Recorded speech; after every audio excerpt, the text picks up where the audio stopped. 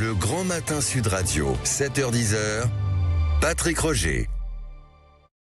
Décidément, il est 7h41 sur Sud Radio. Décidément, ça n'en finit pas. Entre Trump et puis les Européens, Sud Radio vous explique ce matin, le bazooka commercial. De quoi s'agit-il ? Parce que le président de la République, Emmanuel Macron, va demander au nom de la France l'activation de cet instrument anti-coercition de l'Union européenne. Nous sommes avec Sylvain Kahn, qui est professeur au Centre d'Histoire de Sciences Po, auteur de L'Europe, un État qui s'ignore et l'Atlantisme est mort. Bonjour. Bonjour. Alors, expliquons ce qu'est ce bazooka commercial. Je précise, en fait, juste avant, c'est parce que Trump a indiqué ce week-end qu'il allait augmenter les droits de douane à l'égard des pays européens qui envoient des militaires, des troupes au Groenland, à la demande évidemment du Danemark face aux menaces de Donald Trump, que l'Europe pourrait sortir ce bazooka commercial. Ça vaut le coup quand même d'essayer de le décrire, ce que c'est ce Sylvain Kahn. Oui, écoutez, c'est assez simple. Le nom complet, c'est instrument anti-coercition. Ouais. C'est une loi qui a été votée par l'ensemble des députés européens en 2023 à la demande des gouvernements. Et il s'agit de déployer toutes les mesures de rétorsion possibles et imaginables quand il arrive qu'un État extérieur à l'Union européenne utilise lui-même des mesures de répression commerciale qui sont complètement injustifiées et qui sont unilatérales. Je vous donne un exemple. Ouais. Si jamais Donald Trump fait ce qu'il a menacé de faire, c'est-à-dire que si au 1er février prochain, il augmente les droits de douane de tous les produits européens qui rentrent aux États-Unis unilatéralement de 10% et qui recommence au 1er juin en rajoutant 15% de plus, sans aucune discussion, sans aucune négociation, les Européens peuvent décider soit carrément d'interdire toutes les importations américaines, soit d'interdire des importations de certains produits américains ou de certains services américains. Les Européens peuvent décider de fermer l'accès au marché public à toutes les entreprises américaines. Voilà, c'est ce genre de choses. Ou bien d'augmenter des droits de douane en réponse à l'augmentation unilatérale des droits de douane. Voilà, oui. C'est une guerre commerciale mais alors, elle marche sur le droit international du commerce, non ? Oui, c'est-à-dire que en fait, à l'origine, en 2023, c'est quand la Lituanie, qui est donc un des États membres, des 27 États membres de l'Union européenne, qui a subi des pressions extrêmement fortes de la Chine parce que la Lituanie avait envoyé une ambassade à Taïwan.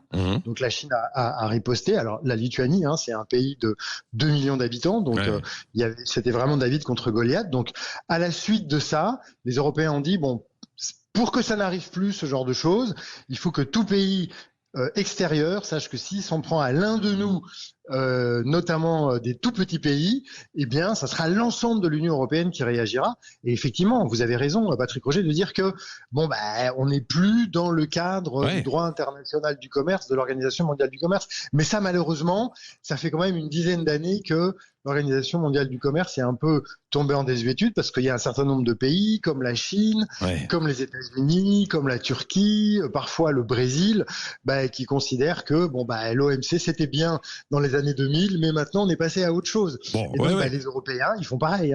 Voilà. Finalement, c'est de la guerre commerciale, dent pour dent, œil pour œil. C'est-à-dire que Trump, tu nous menaces, nous on va te menacer aussi d'un point de vue commercial, quoi. Est-ce qu'on est capable de tenir tête à Donald Trump et aux États-Unis ? Quand on dit par exemple, on priverait les entreprises américaines d'accéder à nos marchés publics ou des choses comme ça. Quand on sait combien aujourd'hui on est dépendant, notamment des GAFAM, si on se lance dans cette guerre, il y a quand même des risques, non, Sylvain Kahn ?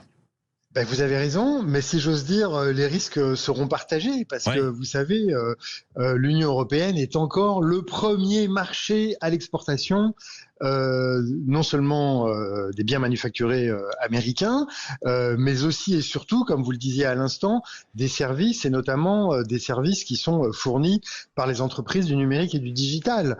Donc ça marche dans les deux sens. Alors, évidemment, la question, je crois, disons, si on veut vraiment résumer la question à